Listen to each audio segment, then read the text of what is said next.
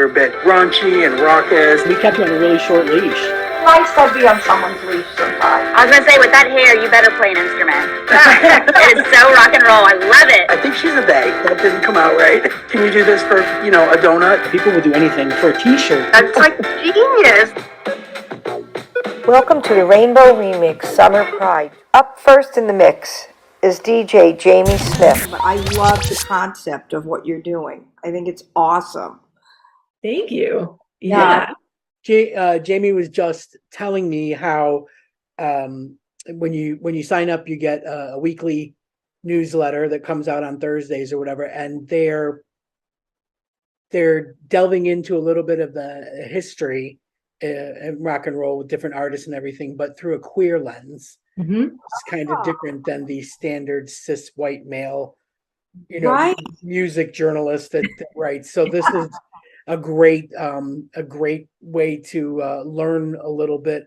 I like finding out stuff that I didn't know, and I think that's just a great, that usually when it's with that angle, it's always something that you didn't know, because we're so used to reading Rolling Stone magazine and and getting that one single perspective.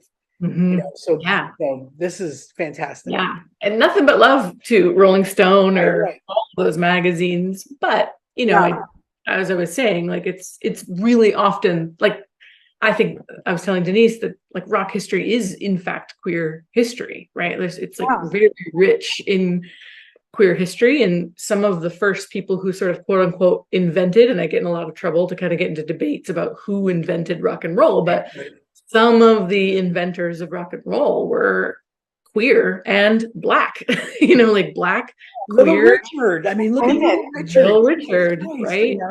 Yeah. Like Little Richard, who came out before Elvis, right? And Elvis covered like 4 Little Richard songs on his first 2 albums. And, don't think about Little Richard in that way. And, even before Little Richard, he was inspired by Sister Rosetta Tharpe and Big Mama Thornton, who were like in the, Sister Rosetta Tharpe's first single was in 1938. Like, these are sort of, and they were both queer women, both queer Black women who sort of. Right. Yeah. And Ma Rainey. Exactly. I watched that movie. I couldn't believe. Oh yeah, that was good. How much about her life, like, people didn't know. That was just, she was such a groundbreaker, just didn't care, just plowed right through what people thought. Yeah. So for that time, That time. where money talked, Mm-hmm. throw money at the problem. I love that.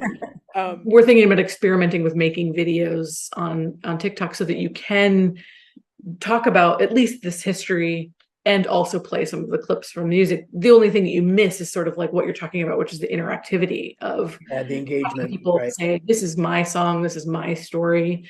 So there's a lot of options that we're kind of weighing right now, and maybe all of them, Yeah, that's the thing. It's like just a wide open frontier, from here. But I think that you are off to an amazing start.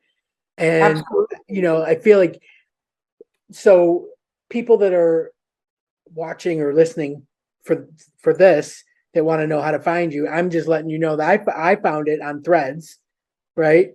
Songs that Save Your Life. But you're available, like you said, on TikTok. Is it the same name? Is it the same handle? Yep. Songs That Saved Your Life. On Instagram, it's Songs That Saved You. But also, if anyone's listening, if you want to just go right to your internet browser and go to songsthatsavedyourlife.substack.com, that would be the website. That's where they can sign up, and you can subscribe, and you can read the full archive of stories there. So once you subscribe, you'll get a new story every week. But if you go to songsthatsavedyourlife.substack.com, you can go and you can read all of the archives if you're like, oh, I want to see who else you've written about. So we've got stories on Little Richard and on Prince and on George Michael and Dusty Springfield and Grace Jones. Like, we've got a wide gamut of people that we've already started covering. Patti Smith, so lots of folks. Great. I love that you covered Dusty Springfield, by the way, because we talked about that in the beginning. Yeah. Pioneer. Yeah. Awesome. Yeah. I know. she was one of my favorite ones actually to write about because I felt like I didn't know this. Like she really was kind of like a tomboy growing like she looked like this growing up. Yeah. That's like why she got her nickname Dusty was because she used to get Oh. dusty and dirty playing with the boys like in the streets. And then kind of assumed this like prom queen persona as a survival mechanism, really, to become famous. And then, was like the first rock star to come out in 1970 before Bowie, before Elton John, like before everybody. She did. That's Springfield. Yeah. Yeah, I didn't know that about her. That's interesting, an interesting fact. She's Because cool. That's why this is important. This is why Jami's work is important. awesome stuff. Yeah, I really encourage everybody to go check it out because I'm loving it. Like I really am. I'm so proud of you, Jami. Denise, thank you. That's so nice. Yes, So, I'm gonna let you go, but I give Lucas my best and and much success as you bolt forward. Thank you. Get with us. It's so great to meet you, JD. Thank you so much for having me on your show. So it was just so fun to talk about it all. Here, I love what you're doing. It's awesome and unique. Yeah, Thank that's what I like about it. No one love else a is niche doing queer. that. We love a niche queer, Jami. Yes. Awesome. All right, listen, have a good night. You too. Yeah, thanks again for having me on. Take it easy, girl. Bye. Singer-songwriter Elliot Lee. Hi there. Hi. How are you? Well, I'm good. How are you? Really, it's great to have you. We missed you yesterday. It's okay. I know. I'm so sorry. I was out in the middle of the desert. I thought I'd have like a way to stop and at a Starbucks on my way to the next show, but then we ended up being like stuck in the desert. So I love the I'm here. outfit. Yeah, look Thank at you. you. So I was crawling all over your website and I I was like just stunned, like, why have we not heard of you? I'm in London, so I guess that makes sense, but Yeah. I'm sure you'll make your way over here. But Hopefully soon. Yeah. yeah, it's great to have you here for our listeners and our viewers. This is Elliot Lee, and you're a Brooklyn-based musician, singer, and songwriter. And I was telling JD that I found your music. It had like this explosion of pop, but these moody, angsty lyrics. And so is that what you were shooting for? Were you like, let me get my angst out in this music because people will connect? For sure. Yeah. Like music is just kind of my outlet. So for a long time, I was really bad at telling people how I felt and like the struggles I was going through, but I had a lot of them. So I was just kind of bottling them all up. And music was just kind of like the only way for me to get it all out into the world. And through that, I found out that it helps other people too, because then they hear what I'm saying that they're also afraid to say, and hearing me say it helps them feel less scared. So yeah, it's definitely like a lot of stuff that I'm just too scared to say without music behind it. That's a really good way of explaining it. Yeah. Yeah. JD is a songwriter too.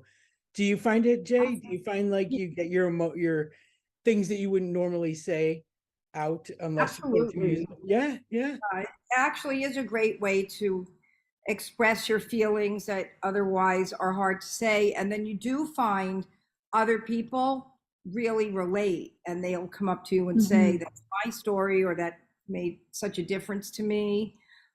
Yeah, definitely. It's a great outlet, especially if you aren't easily able to express your feelings.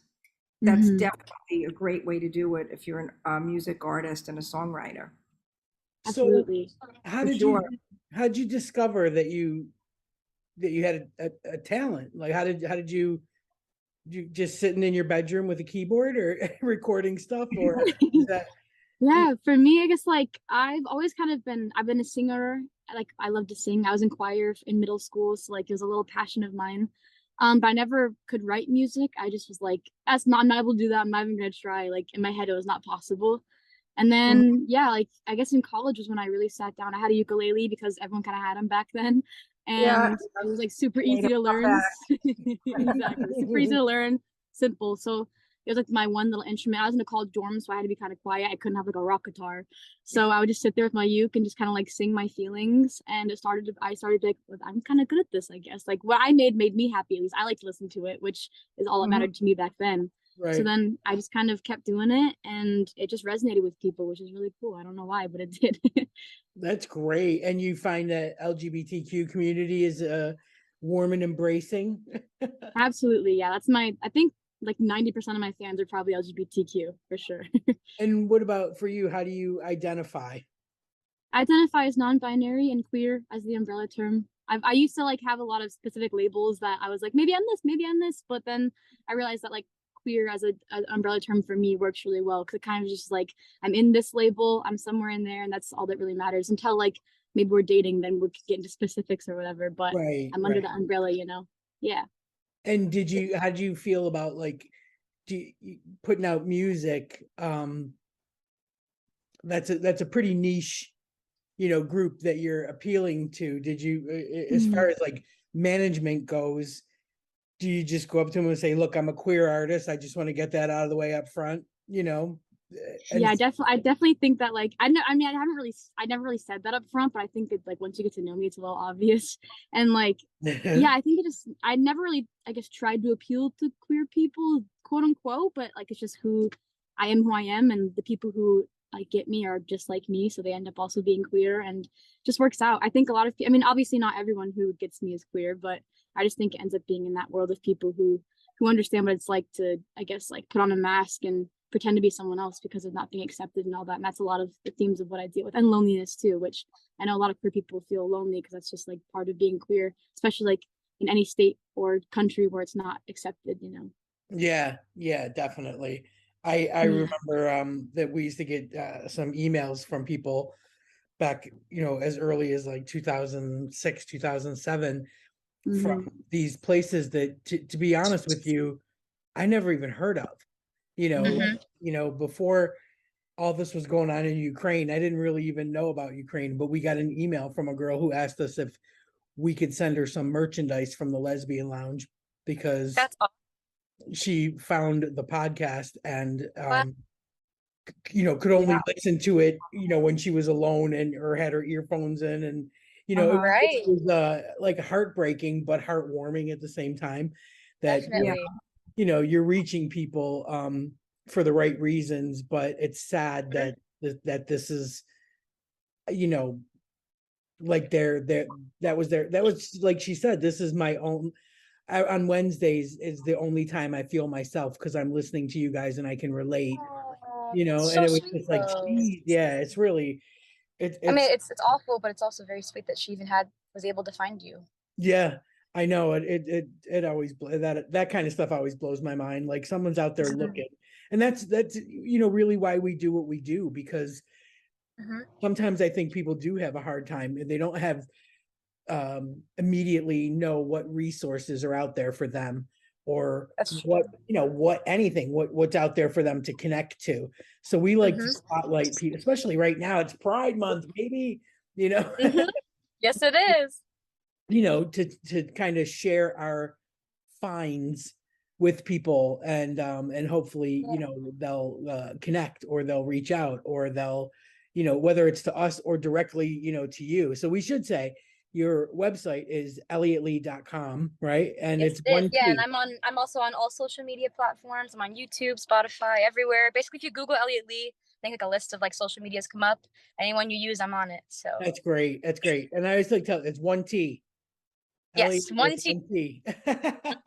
Yeah, Elliot, one T. I know people do the two T's.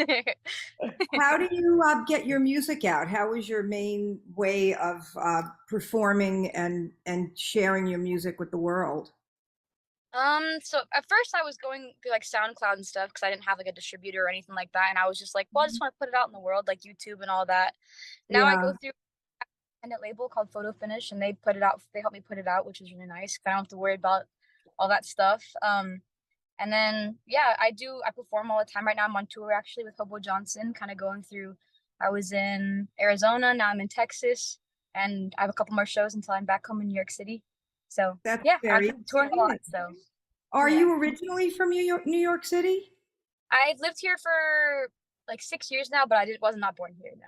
Oh, because you don't sound like you're from Brooklyn. No, no. I was born in Washington State, and I kind of moved all over the U.S., so I have like a mixture of accents from everywhere I've been. Yeah. So did you go to New York for your music as a better outlet? Definitely, yeah. Yeah. For sure, because I was in Tampa, Florida for college, and that's where I like first started writing music. And that's not really like a scene. There's like kind of an underground music scene there, but not really the kind that I was looking for. You know, they were kind of like this weird like experimental thing going on that like wasn't up my alley. And I just wanted to go somewhere where I had more like ability to get my stuff out there. And like Central Park, I would go busk all the time when I first moved there. And yeah, my dad was actually also already moving there, and I was like, "Can I just come like sleep on your couch when you move there?" And so I kind of tagged along, and yeah. This is not the Florida is not the place to do original music, to perform. I was just talking about that with a musician today, actually. It's not a state where they embrace that. No, not really. That, New York, Nashville, obviously, Austin, LA. There are certain places where it is more embraced than covers, but definitely not Florida. So, yeah. No. JD's living there right now. Oh, you really? You're there right now? Yeah, and I did a show in October that was such a big deal to me because the whole show was originals and my story. Music. Yeah, and it was a ticketed venue, but that's rare. That was a really big deal for me. Now I'm playing that same venue in a month, and actually 2 weeks, and I'm doing a cover show, a tribute to the women of the 70s. So that's a no-brainer, that kind of a show, because people love Carly Simon, and I'll do some of my music in there, but usually it's just 90% of what you say the show is going to be. But yeah, right. That's amazing though. That's cool that you got to do original stuff. I know that can be hard for sure in like the South in general if you're not in Nashville. Oh, absolutely. Yeah, definitely. And I think I like, for me, when I was on your website, like I watched the videos, as opposed to just going to Spotify and listening to a song, because then I get to see your interpretation, like of your music, and that was pretty fun. Like Dirt is really good. I love that one. Yeah. Yeah, Dirt is pretty cool. And so thank you. Like, is that what you're like when you finish a show and the people come up to you and like talk about your YouTube videos, or?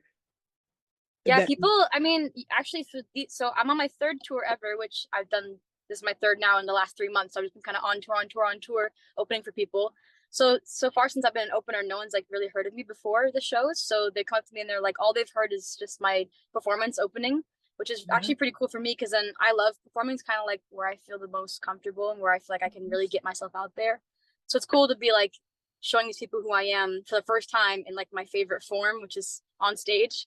And then from there, they like go and find me, and they'll message me on Instagram or whatever and be like, "Oh my God, you're so cool! I like your music videos and stuff." But yeah, that's really cool. And is it just you and tracks, or do you have a band with you? Just me and tracks. Yeah. Oh, cool. I just kind of go crazy on stage and jump around and sing, and yeah, it's a really fun one. Yeah, that sounds freeing. It's very freeing. Yeah, I tried to have a band for a while, but actually, we had like a difference of opinions in like socially. Like I started speaking more about like my queerness and gender, and they didn't like that, so they both left my band. And I'm like, well, that's fine. If you don't want to be with me through that, then bye. Like, that's my whole thing. That's who I am. So now I'm alone, and I'm glad I'm alone, because it's actually been really freeing, and I got to do kind of whatever I want without having to worry about anyone else, Yeah. Plus, it's so expensive to travel with a whole band. It's very expensive. Yeah. It's almost impossible to do that nowadays, to travel with 4 other people, or even 3 other people. Yeah. And the management company, they've been so great, because I was working, with them, through emails and everything. And so do you feel like they really like get you? I think, luckily people I've surrounded myself with all really get me, and they know who I am, and they're all on my side, which is really nice. Like, I feel like they all like they love how creative I am and stuff. You know, there's no like tension there, which is really nice because I have a lot of like creative energy. Like I'll be like, hey guys, I have a really cool idea, and it's like I worked with people before who were like, okay, calm down, like whatever. But they don't do that to me, so it's really nice. Yeah, I was gonna say, like, that's great that, they're not giving you a lot of pushback on stuff that they would like you to do, like Yeah. that's, It's yeah, been that's it's nice. been very freeing. Yeah, I get to do kind of whatever I want, which is cool. Oh, that's lucky. Yeah, that's great. That's terrific. Like that, Yeah. like for someone your age to, you like to be touring, that's just fantastic, let alone touring kind of alone, like on your Yeah.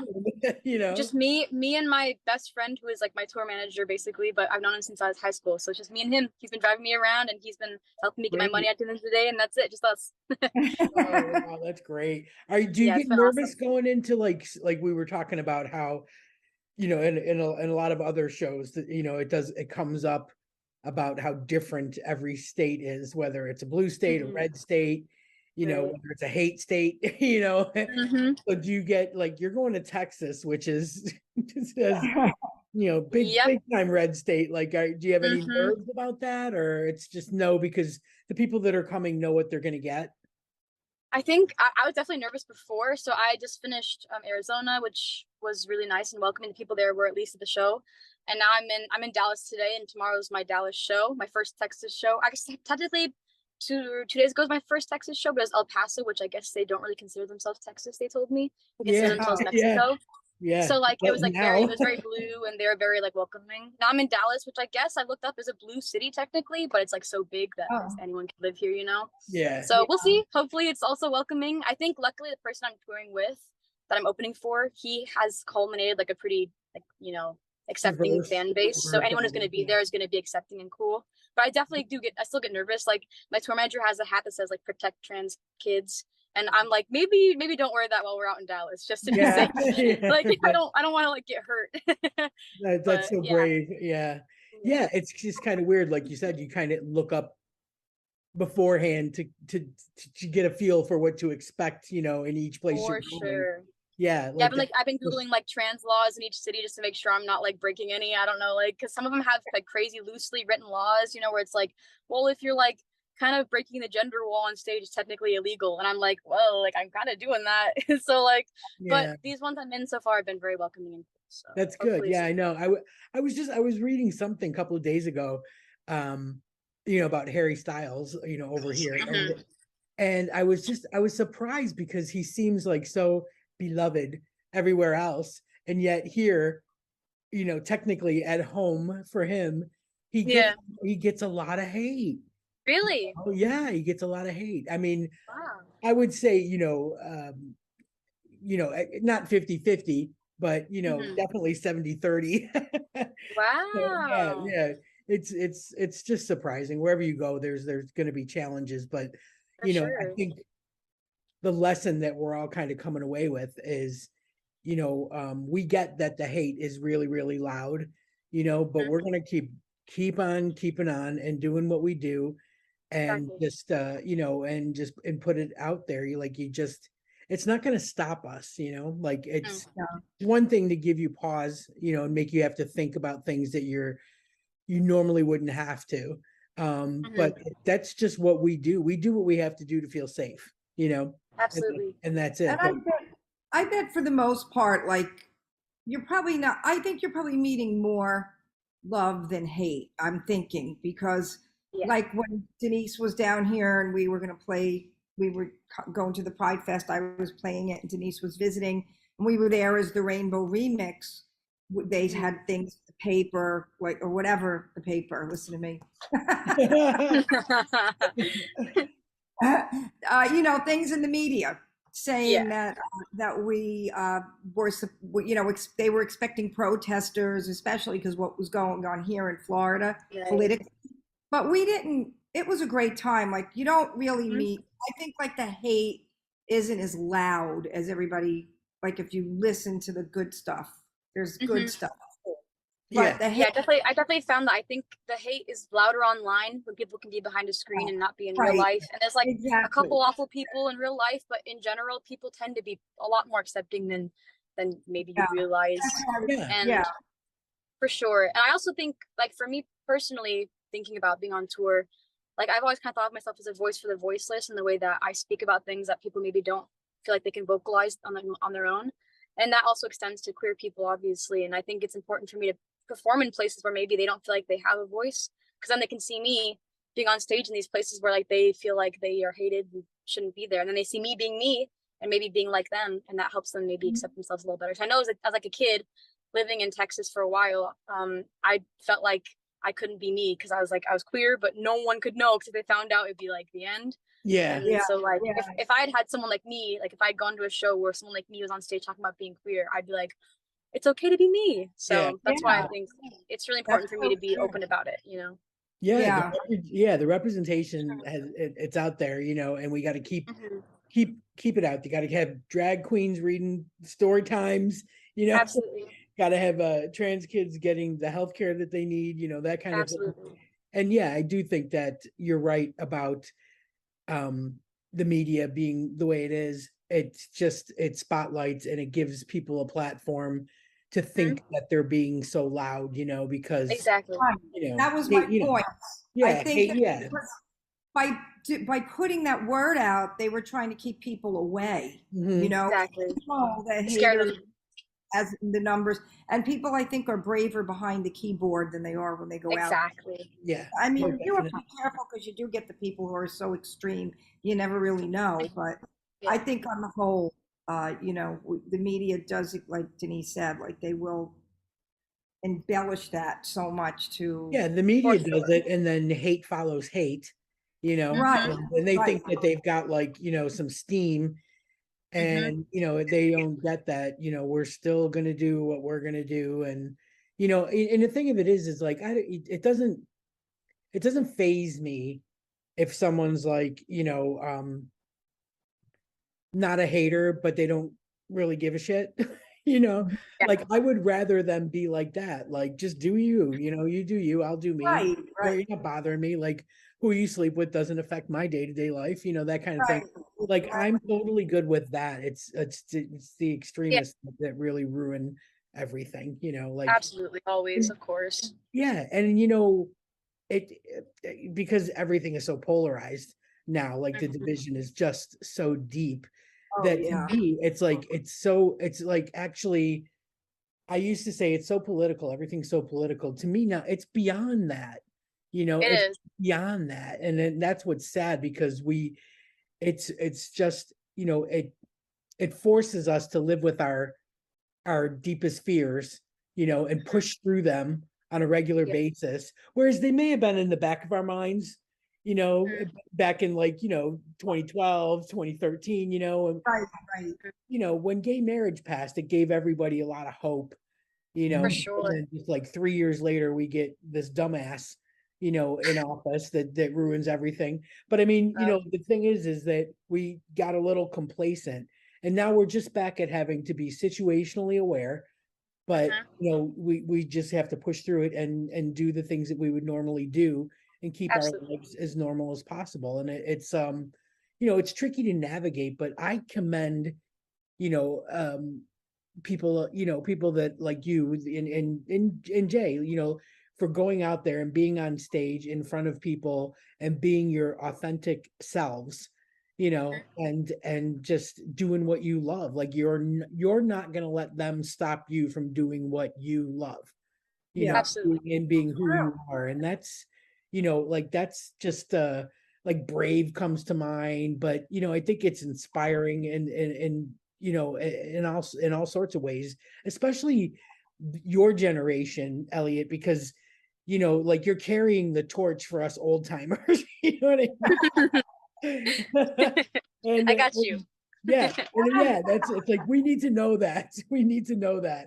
For So, sure. yeah, it's definitely a good feeling. And you know, and I love that you're you know, doing that, you know, like, you're going to be in Texas. That's just huge. You know, Jay, you live out loud in Florida, you know, like these are big, important things. You know what I mean? Like, when we have something from LA on, it's like, I'm like, you don't get it. yeah, you don't, you know. But you know what I always say, like, our gay friends in California, en masse are the loudest. Yeah. Like we do have that. We have them to thank. Yeah, That's right. awesome. Yeah. I'm not taking anything away from our New Yorkers. We're kind of quiet, I think. We kind of We do our are stuff. Like, loud. we have like a loud community within the community, Yeah, but like your pockets, like your Mhm. Park Slope pockets and your village, and Exactly. like We've got Stonewall though. We've got Stonewall. that's right. Historically, at least. You got the Lesbian Archive Museum there up in Park Mhm. Slope. Yeah, Yep. I definitely want to drop in there when we're there in Where September. is the one that you're in? Is that in Hershey in Pennsylvania? Me? The No, Hearst- that's in Park Slope. Oh, that's in Wow. Pennsylvania. Yeah. Oh, Yeah. oh, Yeah. wow. As a matter of amazing. fact, like that was part of the reason why I wanted to go in September to like personally bring them some stuff of ours. Yeah, That's Like, so cool. Yeah. Yeah. They're they don't do a lot digitally because it's literally a museum and a library, Wow. So, giving them a drive with our shows, it doesn't do much, Right. Yeah. physically bringing them like some of our old show notes and our posters and things like that, so Wow. they have like tangible, touchable items.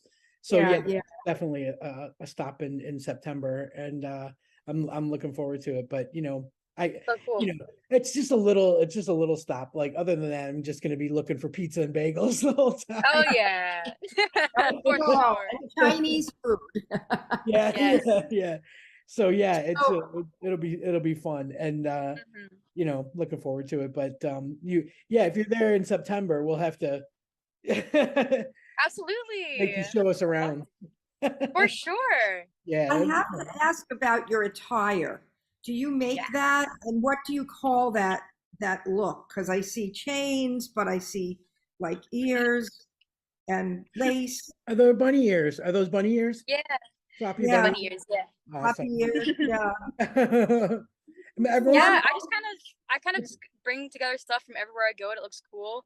My manager's stepping in the car right now. You're good. Hello.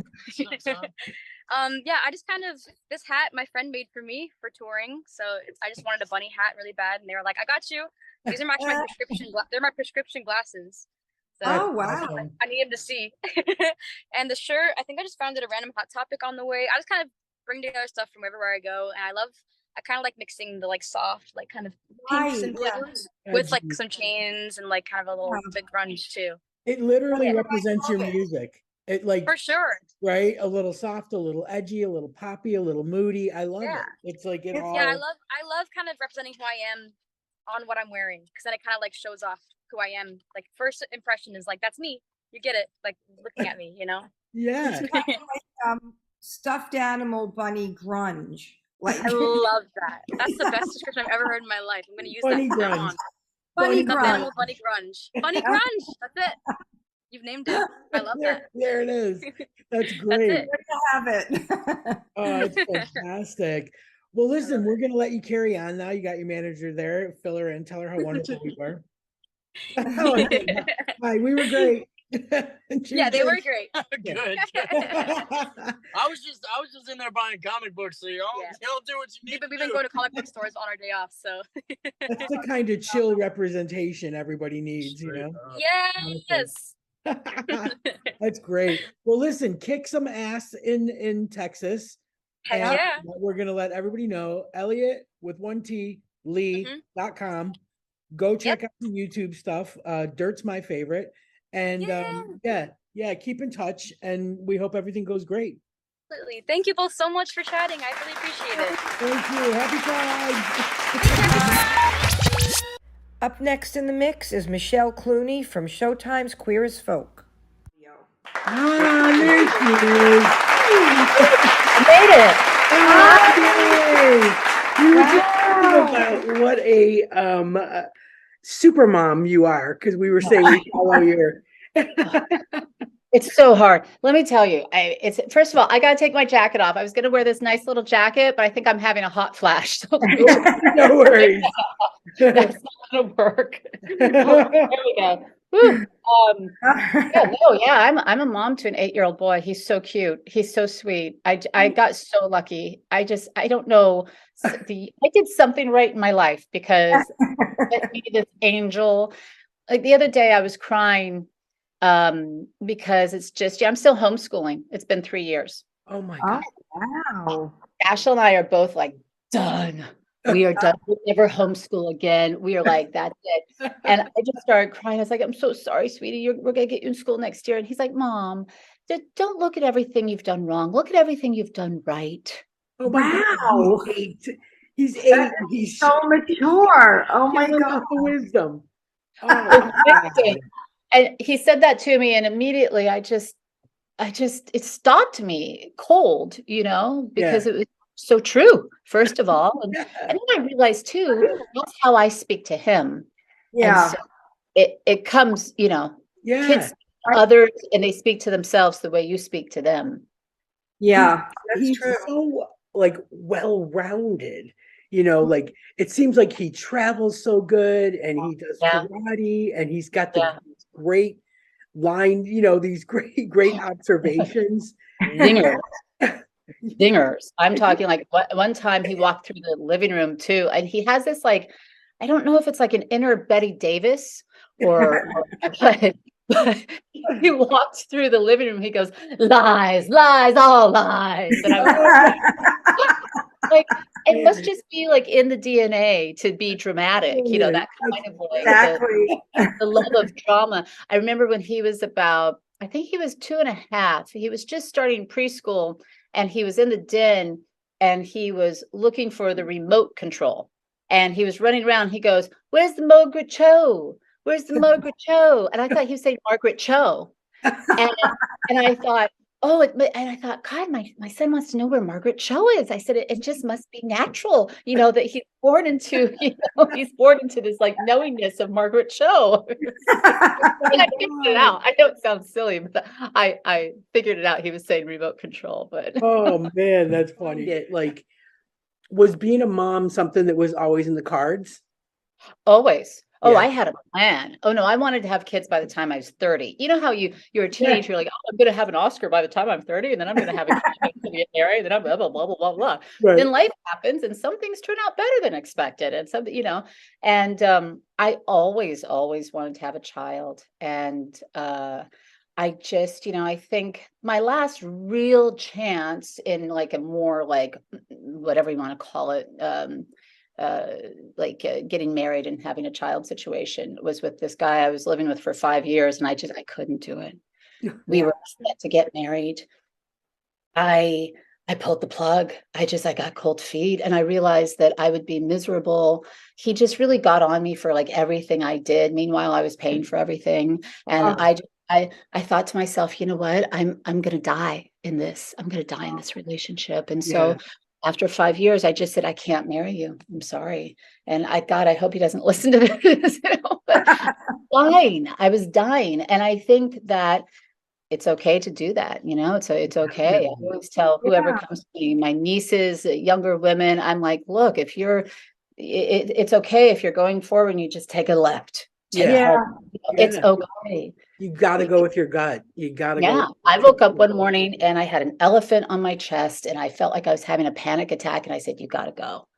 And that was that. You got to go. Did you have a problem about that? Was he like, did he like give you a problem? Like, you're killing me. I don't want to leave you. And it was not for me. It was not, I mean, he was pissed. And, as is usually the case, nobody wants to look at what they've done wrong. Right. I'm not a perfect person, but I do feel like I can be like, God dang, I fucked up, or I did that wrong, or, I have to apologize to that person, keep my garden clean. But most often when you're in a breakup, it's like, I'm the victim. It's like, no. That's true. That is so true. My therapist tells me you have to be okay with knowing the other person is probably not gonna, they're probably gonna hate you. They're probably, at least for a while, you have to be okay with walking away and without them liking you anymore. Like, you have to be okay with that. And maybe with them accusing you of being the villain. I was watching something. It was probably Anderson Cooper, but it's like, I have to listen to him to fall asleep. Like it's something about it's something about you to sleep.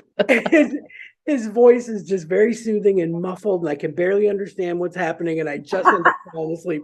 But he had on Pete Buttigieg's husband, Chasten, and they were talking about the Florida teacher, and he said, my biggest argument is that I grew up not seeing anything gay, and it didn't make me straight. Yeah. Watching or reading something is not going to make a child gay.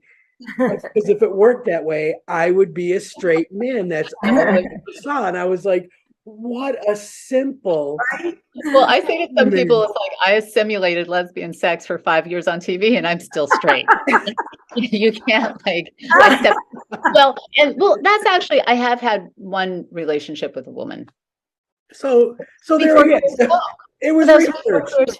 So, Yeah, but it's that was one of the things I was going to ask you, because you said your mom was 90, but a couple of years, back, because I met you in 2004, right? No, 2004, 2005. You guys were coming. We did Issues Over the Rainbow. Yeah, FM radio. Yeah, but that was like the first time I met Sharon Glass too. And then I ended up working for her when I first moved here in London. Oh, wow. Yeah, long weird road. But while she was doing Round Heeled Woman, I was like a PA, for a little bit. And she's just a doll. And another one who's such a vocal advocate, for a poor woman. Everybody thought she was a lesbian from Cagney and Lacey days. They did. Yeah, but. That's just it, is that, you can be on a TV program, you can act, it's what you do. It was my old agency that wanted me to meet with the producers of Beverly Hills Housewives, the Real Housewives of Beverly Hills. Oh, Lord. And it was like right after Dashiell was born. And I just said, well, it's a lovely thought. And the money was great. But I said, I don't want my son around that. We got enough going on. It's like, I just don't. And I'd be that person that would come on the show and I would just rip everyone anew. Like, I would why don't you go do some activism? Go feed the homeless down at the soup kitchen. I don't care about your manicure. I mean, I would just be like, everyone would hate me. Exactly. That's why they asked. That's why they asked. They're like, you're the perfect person to hate. Yeah, exactly. Even what was happening in Hollywood. I mean, like I said, it's two steps forward, one step back. But I have, like my goddaughter. I mean, I know people, girls who are 15, 16, 18, and they're making their own short films. That was not anywhere in my mindset when I was 18. In the realm of possibility, right? I mean, I think when I studied with Milton Katselas, then I realized that I could direct, and I started directing, pieces in class, and then I got Queer as Folk. But now it's like, it's great to see young girls just like, I'm a director. Yeah, I'm writing. Yeah, I'm creating projects. Yeah, I'm creating. So there are a lot of cool things going on. We'll just have to see where this writer's strike, how it all shakes down. I got to tell you, I rewatch Queer as Folk very often. I go back to I watched it for the first, I used to watch it back when it was on, then I hadn't watched it for years, and I've been watching it again. I started it, and I don't know, I think I'm in season 3 now. You look exactly the same. Like, how you must have great genes. Like, you're awesome. Yes, it's like, except your hair is long now, but perfect skin. Haven't aged at all. I was watching this morning when Mel and Lindsay were redoing the attic, and they were watching the lady with the pearls that made everything seem so easy. That's a great. So but I had to tell you that I am amazed. You look so good, and I appreciate that. I really do, because I had my agent came down on me. I had to drop my agent. They were so mean to me, and talking about, well, you're getting wrinkles around your eyes, and yada. I've never had anyone speak to me like this ever. It was just Yeah, no, I don't mean to like throw this in at the very end, but it was just really kind of shocking to me because I feel like there are a lot of women in their 50s working and they all have wrinkles. And I actually, this is the funny thing is I've always loved my wrinkles. Like I love that I laugh a lot, I cry, I let my emotions. So I've always like really loved my wrinkles. I think they're sexy. I've had men tell me, your wrinkles are what make you sexy. I mean, I think wrinkles on a woman are beautiful. And so when she said that to me, I was just kind of shocked that she said that. And she said, you look like you're in your 50s. I'm like, I am in my 50s. I'm 53. Yeah. It was really shocking. And so we parted ways and it just was really kind of mean-spirited, I have to be honest with you. And it's a she? Well, it's a she, and she also is in her 50s, and her partner is in her 60s, the partner in the agency. And no, it was really mean-spirited the way that they went about it. And it was during a time of the year when it was right before pilot season. So I had to scramble to get representation, which I did. Fortunately. And the representation I got was better and kinder and lovelier and more esteemed. They were just better. So it all turned out fine. It just, I just remember when she said that to me and I got it. I'll be honest with you. I'm a 53-year-old woman and I cried. I cried that night. I felt so diminished. And I felt, and I also felt, it was so shocking that she would say that, a woman who herself is the same age. And I didn't understand. I mean, she could have said many things. She could have said, you haven't worked, which is true because I was homeschooling during a pandemic. Raising a child, yeah. Yeah. And so I have no problem. If you say the facts, then I'm fine. You're right. I haven't worked and I've passed on a lot of things. And I am sorry, I should have been hustling and making you more money. I mean, I could have that conversation easily, but to attack the wrinkles on my face, it just was a really hurtful thing. And it's like the first couple auditions afterwards, I had to kind of like get that out of my head. I had to I was going to say that'll play on your mind. Oh my God, it was horrible. I was like, get that out of my head, get that, and I had to like watch a lot of like Helen Mirren and all these actresses. I love Meryl Streep. And I have to remember that Naomi Watts, Jennifer Coolidge. I mean, name a wonderful actress working right now. The best actresses right now are all over 50. At the audition that I sent her, which was to go to a producer, I was crying. I was playing a mom in my 50s crying. And it was like an ugly cry where I was like,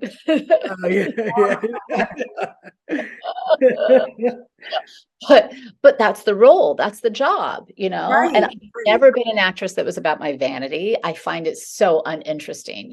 I think it was Steph said, you want to fall in love with the art inside yourself, not yourself in the art. Like, oh, look at me. It's like, no, what is inside you, not what is outside of you. And so I feel like that's who I am. Everyone knows that that's who I am. And so I was just kind of like, I don't know. It's just so hurtful. I don't mean to like throw this in. It's weird because I would think that, as an agent, you would want to be supportive of your client. You know what I mean? Like, I can't imagine saying something so negative. I think her partner never liked me from the beginning.